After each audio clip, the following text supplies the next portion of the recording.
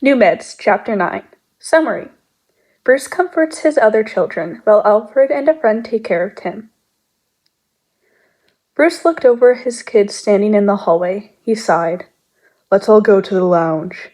He ushers them along. Damien puts up a token resistance, but the others just trotted in the direction he urged them in. Soon they were all settled on the couches. Duke sat himself next to Bruce, wanting comfort but still being too new to the family to feel comfortable taking it.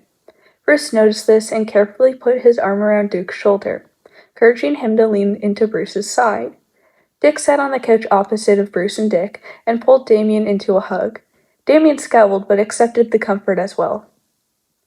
"I'm sorry, that must have been really hard. I'm sorry you found him like that, Damien." Bruce spoke carefully, keeping his voice low and as calm as he could. "It was no difficulty. He hardly presented a challenge in that state." Dick squeezed Damien tighter. Bruce smiled sadly. "I understand that, Damien. However, it is difficult to see someone acting so unlike themselves in such distress, no?" Duke turns his face into Bruce's side, and Bruce can feel slight dampness building. Bruce rubs Duke's arm, offering what little comfort he can. Damien scoffs at first, but leans further into Dick's embrace, rubbing at his bracelet. "It may have shocked me to see Drake acting in such a manner." Damien's voice was small as he admits this.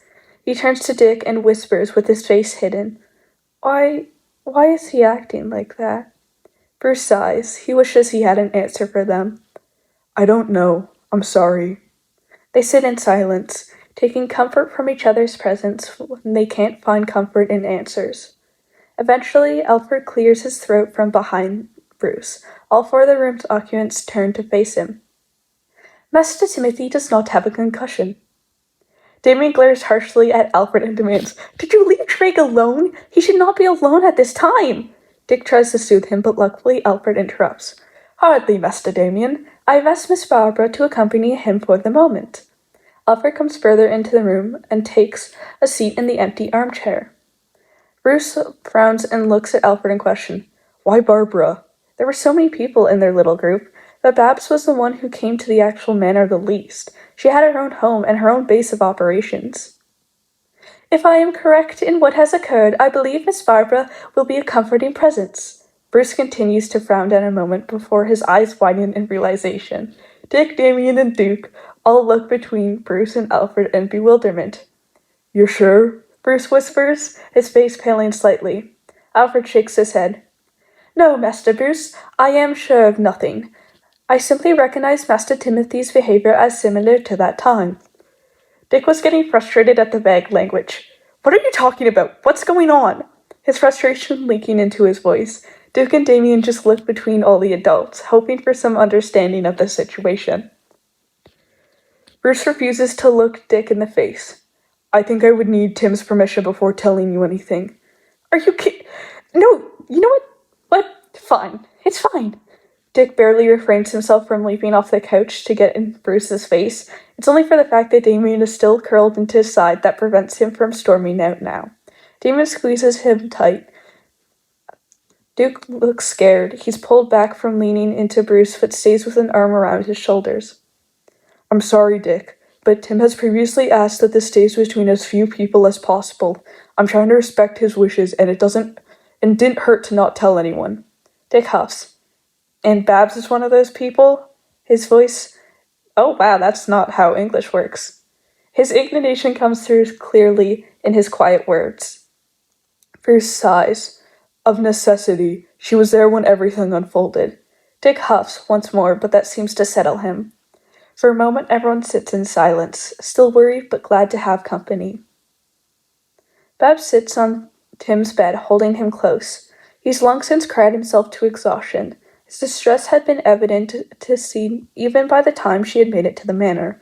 Alfred said he had just calmed down significantly. She's just grateful she didn't have to witness another episode of him hurting himself. As selfish as it was, she was glad she had arrived only after the event had occurred. Tim has been sleeping for only half an hour before he stirs. He takes a while to come to, so Babs just carefully strokes his hair. He seems to become more aware of her all of a sudden, and he jerks up from where he had been curled against her. Bab holds herself as non-threateningly as possible and carefully lowers her hands into her lap. Hey kid, who am I talking to? She knows it's a risk to ask this, but Tim seems to have repressed what happened with the Joker, and she'd rather put JJ at ease and know immediately than worry about confusing Tim. Unfortunately, she doesn't expect the response that comes next. Timmy.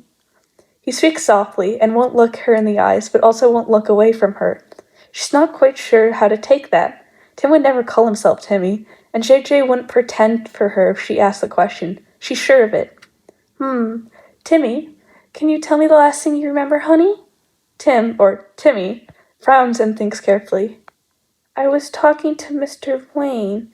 Oh, he wanted me to call him Bruce. He didn't like it when I called him Sir.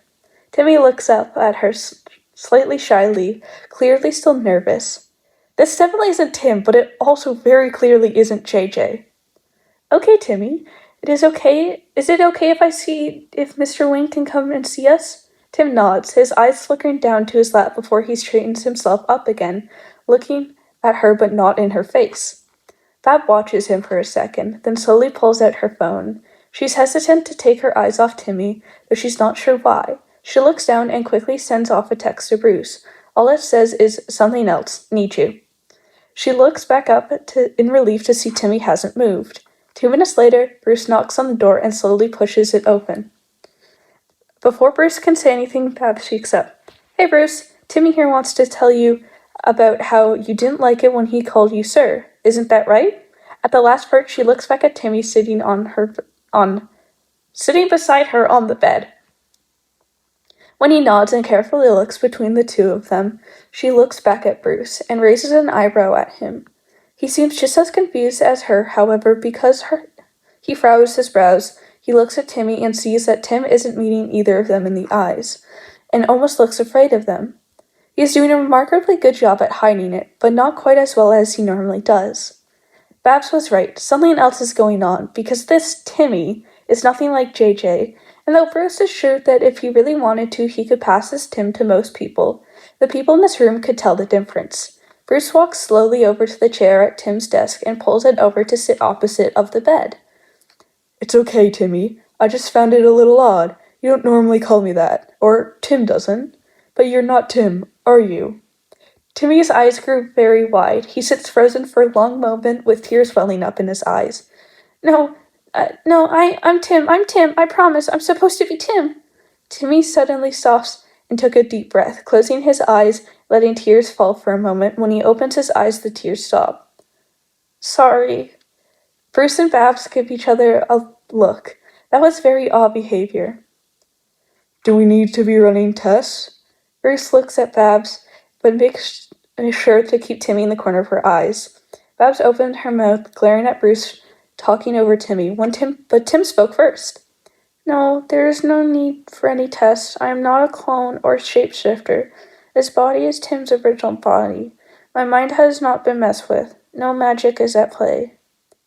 This wasn't Timmy. Tim had lost all his shyness, and Bruce could no longer read any emotions from him.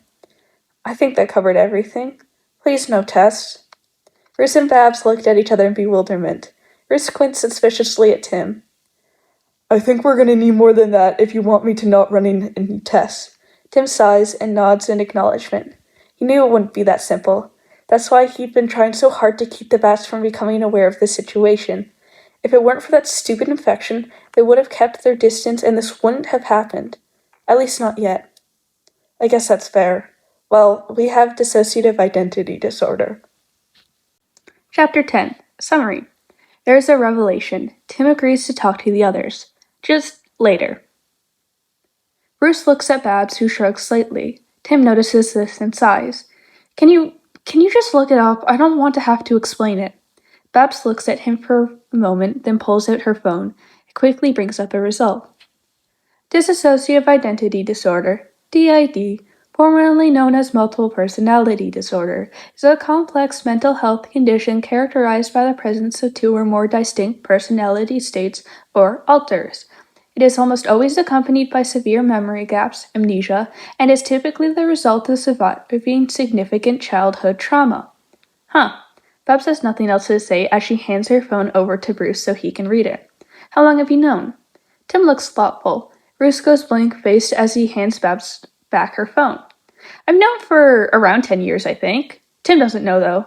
Tim, or not Tim, hurried to add. Not sure how he hasn't gotten concerned enough to figure it out, but yeah, Tim doesn't know, so he looks between them, his nerves slipping through. If Tim doesn't know, what should we be calling you? Babs asks. Bruce just sits there and stares. The boy next to her chuckles nervously. Well, it's a little weird, but I just go by Timothy. Babs nods slowly. How many altars are there? Bruce asks. He's definitely slipping into Batman, his voice going deeper and more gravelly. Babs glares at him, and he clears his throat and stares at the ground. Sorry. His voice returns to normal. Timothy chuckles. No, I get it. I'll answer what I can, but I don't want all this getting out. Just the two of you get the details unless I say otherwise, please. They can know I have DID, and please make sure they know Tim doesn't know, but otherwise, yeah. Tim fidgets with his hands ever so slightly, truly nervous in a way he often isn't. Bruce grunts. Babs nods. I think that is a fair compromise. Bruce? Bruce nods reluctantly, then more green as he thinks it over. Okay, how many? Timothy counts quickly under his breath. 7, he says confidently. That I know of, at least. I should know most of them, but there may be some that are hiding from me. Okay, can we know what to call them? Babs asks carefully. Timothy tilts his head as he thinks. Well, there's me, Timothy, Tim, and Timmy. You know about JJ. And then there's Robin and Red. Red does what Robin used to before. Timothy stops and Bruce stares at him. That's 6. Oh, right. They'd rather I not share their name right now. They're a bit sensitive about it. Babs nods in understanding. Bruce grunts. One more question now. Bruce thinks it over. Babs decides to let him have it, so she waits for him. Do you want to tell the others, or do you want us to? Tim blinks, surprised at the care behind the question. Can you be there? But I can tell them, or Red can if they're around. Timothy looks up, almost shyly. Bruce nods. Babs smiles at both of them. She's surprised at how well Bruce is handling this. Not now, though. I think I need to sleep for now. That's all right. Babs pulls Timothy into a hug. He holds himself stiffly to start, but quickly melts into it. Bruce, can you bring my chair over, please? Bruce returns to the desk chair and brings Babs' wheelchair over from the end of the bed as she shuffles herself in preparation and transfer over into it. I'll stay the night. Come find one of us if you need anything, or one of the others if that's what you need. With that, Timothy is alone. He curls up on his bed and very quickly falls asleep. Bruce and Babs make their way down to the lounge Bruce had left the others in. Dick perks up at their entrance, causing Damien and Duke to sit up and look at them as well. Alfred had left while they were talking to Tim to start preparing dinner. With 3 pairs of eyes on them, Bruce takes back his seat on the couch next to Duke, and Babs wheels herself to be in between the couches on the end where she can see the door. They stay silent and look at each other until Dick's patience runs out. So, can you tell us what's going on? Dick's eyes flicker between them. Not exactly. Dick starts to make a noise in protest. Damien scoffs and hunches in on himself. However, once he is feeling up to it, Tim has said he will tell you what he is comfortable with you knowing. Everyone visibly relaxes at that, Duke leaning back into Bruce's side. Is he okay? Duke asks quietly. Bruce looks to Barbara, unsure of how to answer that question. Well, he's all right for now. He's sleeping. Going forward, I guess we'll just have to see, Babs says carefully. Dick's face gets serious, but he nods. Damien goes to speak, but closes his mouth again. Duke leans closer into Bruce, who puts an arm around him and pulls him in. At that moment, Alfred comes in. Dinner is ready. If you could all wash up and make your way to the dining room. Everyone gets up and trails off to do as asked. When Bruce makes to leave, Alfred grabs him.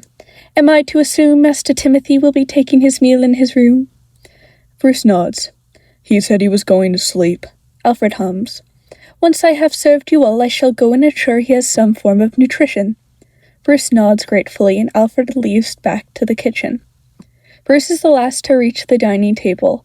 All of his children and Barbara look up at him, then fall back into their conversation. Barbara and Dick are asking Duke and Damien about school. There is an uneasy feeling settled over all of them, but they are all practiced in ignoring such things. Alfred knocks on Tim's door, waking him from his restless sleep. Yeah, Tim calls out. Alfred pushes open the door, holding a tray of food. Tim flinches back at the idea of being made to eat. Alfred notices and stops in the doorway. Would you prefer a return with a shake for you, Master JJ? JJ startles. It's been a long time since they've heard their name. Normally everyone assumes they are Tim, and they're supposed to try and keep them thinking that. That's what Timothy had told them every time they managed contact. Quickly, JJ nods their head. Very well, I shall be back shortly. Alfred takes the tray with him and closes the door behind himself. JJ stares at the door, tensely, waiting for him to return. When he does, only 10 minutes later, he is carrying 2 cartons of protein shake. I would prefer you to attempt both of these shakes, Master JJ, as I am concerned you are not getting enough calories as is. Will that be all right? JJ nods vigorously. As long as it's liquid, they can manage it. They reach out and make little grabby hands until Alfred passes over one of the cartons. Alfred smiles softly to see JJ so calm. Most of the time he has interacted with the JJ, they had been in some level of distress. Alfred stands for a moment before deciding to bring the desk chair over so that he can keep JJ company until he is satisfied they have enough to drink. If I may ask, are you doing all right, Master JJ? You appeared very distressed earlier. JJ tilts their head, considering this. They suck on the straw of their drink, and Alfred waits patiently for them to answer. Okay, Timothy didn't want B to know, but that when B want to know something, he ask and ask and ask. JJ goes back to drinking, clearly settled enough now. In fact, they start swinging their feet over the edge of the bed and swaying side to side. That is true, Alfred nods in agreement. I'm glad to see you are finally feeling better though now, Master JJ. JJ sends a bright grin towards Alfred. He smiles gently back and then gets up, holding out his hand to take the empty carton from JJ. JJ hands it over and picks up the second one immediately. Alfred is satisfied to see that they will have enough to drink. Shall I leave you for now? You are welcome to come find me should you need anything. Sleep well, Master JJ. JJ waves cheerfully and Alfred closes the door behind him.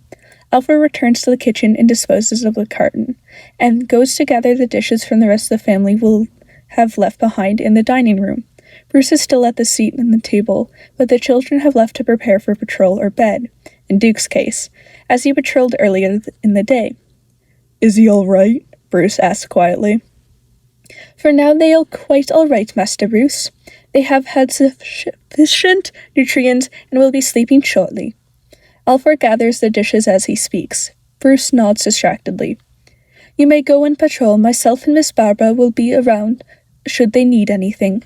Bruce looks at him sharply, then allows his gaze to soften. Yes you will. I suppose he will be all right without me for a few hours. Bruce stands up and makes his way to the door. Thank you, Alfred. Alfred smiles softly as he carries the dishes through to the kitchen. Chapter 11. Duke confuses Tim, and Tim calls a family meeting. It's mid-morning, and Tim wakes up alone. He lays still and stares at the light filtering through the curtains. When he finally convinces himself to drag out of bed, he makes his way through a shower and down to the kitchen for breakfast. He's shocked to see Dick sitting in the nook casually working his way through a bowl of cereal. Tim blinks and pulls his phone out of his back pocket. Yep, definitely Monday.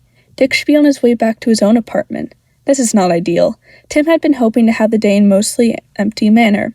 It was hard enough being there as it stands. He doesn't need to go around pushing down his unfair anger towards Dick for giving away Robin. Tim knows it was what Damien needed at the time, but just once, he wanted someone to show that they actually cared about him too. Even after Damien's actions leading up to the event and Dick's glaringly obvious lack of action, Tim had hoped that Dick would be that person. Worst of all, Dick and Robin were the only safe constants he had. Everyone else was gone. So no, Tim isn't particularly thrilled to see Dick when he was expecting an empty manor, including Alfred. But he shoves those ungrateful thoughts down as far as he can. He keeps his face and body neutral. There's barely half a second of hesitation between Tim entering the kitchen and him grabbing himself a plate of breakfast and sitting down across from Dick and slightly down.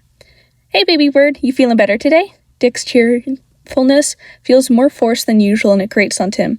Yeah, I mean, it's just an infection. It'll probably be all better tomorrow. I don't know why I have to stay the whole week, Tim grumbles, half under his breath. Dick frowns and opens his mouth to object. Alfred beats it to him. Because, Master Timothy, you gave me your word.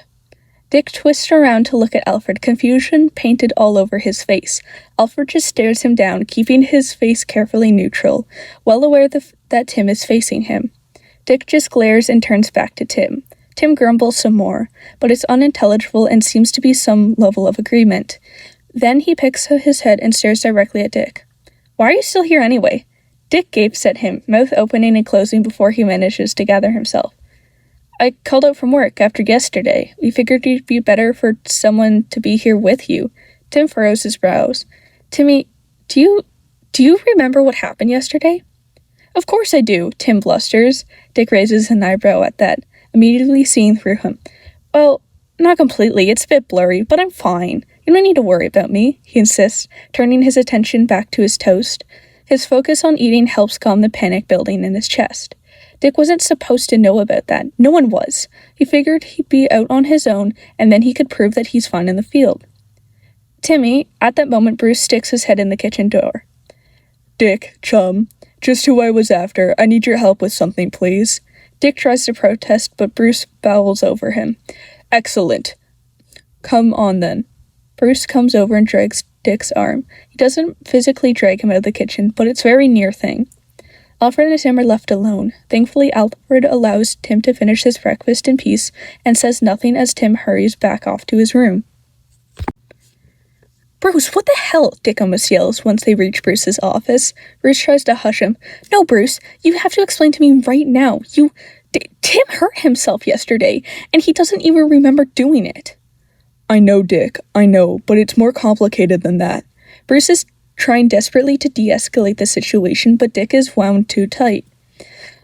No, you don't get to just pull the "it's complicated" card. What is going on? Bruce sighs. Look, Tim wants to talk to everyone about it himself once he's ready, okay? So we need to wait for him to approach the topic himself. Dick huffs, but Bruce talks over any objections he might have had. If you can't keep yourself from bringing it up, maybe you need to leave the manor till he's ready. Hopefully that will be tonight, but there's no guarantee. Dick stares at Bruce, horrified and hurt. But Bruce doesn't back down. Fine, he grumbles. I'll leave to cool off, but I'm coming back as soon as I can. Bruce just nods. That sounds perfect. See if you can spend some time with Wally. Dick sputters, his face turning red. Luckily, Bruce is already looking down at some of the paperwork Tim was supposed to be going over for W.E. Wally, why would I spend time with Wally? He winces at the way his voice cracks. Bruce just chuckles. Besides him being a friend, I know he helps you sort yourself and calms you down. Dick glares at Bruce, who simply ignores him. Getting no response from Bruce, Dick turns on his heel and walks out of the manor. And if he happens to call Wally from down the road, that's none of Bruce's business. Dick is back soon after lunch, significantly calmer. He still wants to see with his own eyes that nothing has happened to Tim while he was gone, so he decides to go see if Tim will spar with him. He knocks on Tim's door and pushes it open. At his response, he finds Tim staring at his laptop. It has some sort of spreadsheet open that Dick barely manages a glimpse at before Tim slams the laptop shut. Dick, how can I help?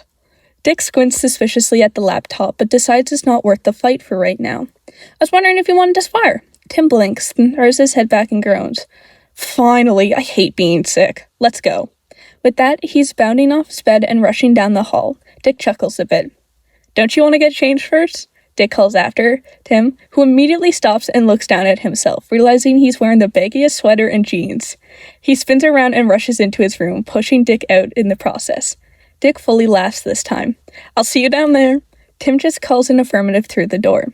Doesn't take long for Dick and Tim to meet up in the cave. Tim is boisterous and clearly enjoys the exercise and spar, but having only recently recovered from fever infection, his stamina is not what it should be. And by the time Damien and Duke have made it down to the cave after school, he is done. Damien makes his way over to spar with Dick, keeping a wary eye on Tim. It feels different to how Damien used to look at him, but Tim decides to ignore it for now.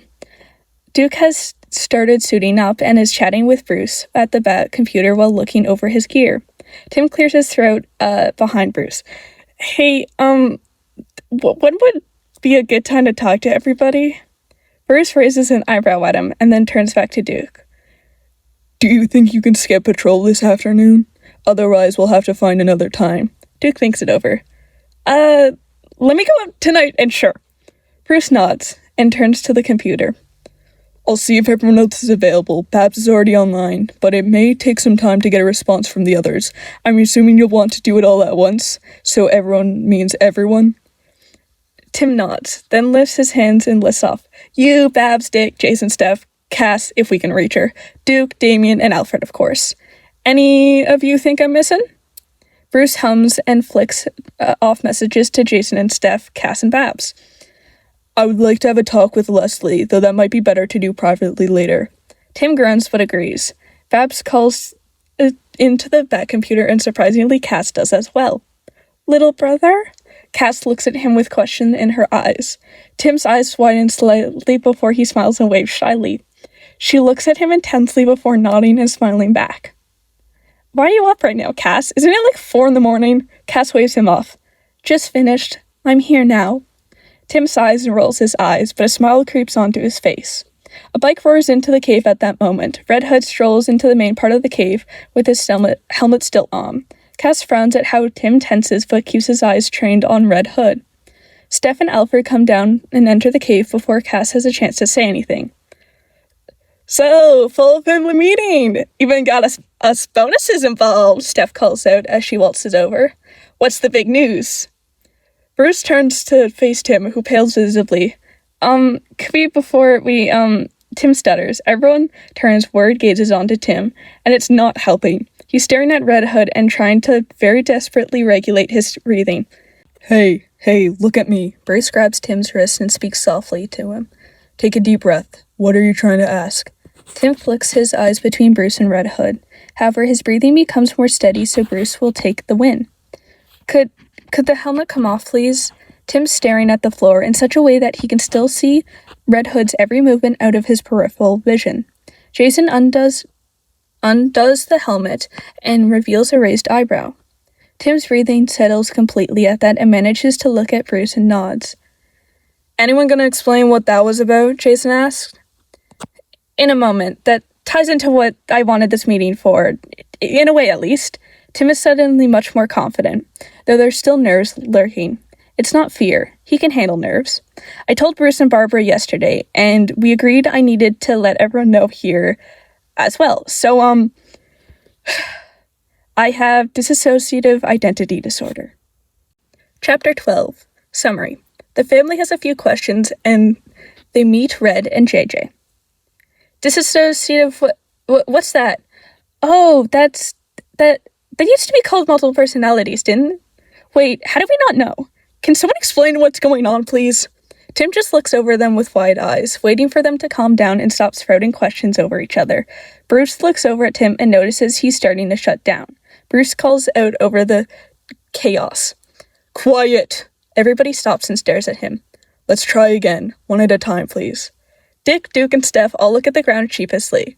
Damien very carefully doesn't react, and Jason just flushes slightly. Alfred and Cass, who had stayed quiet, just keep watching Tim. With everyone quiet, Cass quietly speaks up. Who? You are not Tim, so who are you? Tim looks at Cass at the back computer screen, and slowly his panic recedes. I go by Red. What, like Red Robin? Jason snorts. Yes, Tim. Red? States matter of fact. Jason startles. Wait, really, huh? Can someone please explain what is happening? Damien asks carefully, cautious of admitting he doesn't know something. Barbara saves him, speaking up from the computer. DID means that someone has separate personalities, different people existing within one body and brain. It's a result of childhood trauma causing the brain to be unable to form connections. At least, that's what I understand from the research I was able to find since last night. Red nods in agreement and appreciation. That's a pretty good explanation. I was not aware your childhood could be considered traumatic. How did this come to be? Damien holds himself stiffly, keeping his expression blank as he asks. Red scoffs slightly but manages to tamp it down. It's not exactly something we talk about much. Just hang around Timmy for a while and you'll see some evidence of it. Damien's eyes widen, but he stays silent. Duke raises his hand and asks his question. How many people are you?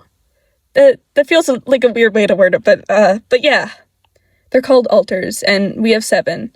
I've already told Bruce and Babs, so you guys might as well know, too. There's me, Red, there's Robin, Timothy, Tim, Tim glances quickly at Jason, but looks away just as quickly. JJ, and the last altar doesn't really want to be introduced right now. Oh, and Tim doesn't know, so, yeah, if you could be careful about talking about it with us, because, it would scare him. We're pretty sure he's starting to figure it out, but I don't know if he's ready for the full reveal. Everyone just stares at Red. How can Tim not know? Dick blurts out. Red shrugs. Alfred steps in. I believe there was some memory repression involved. Would that be correct, Master Red?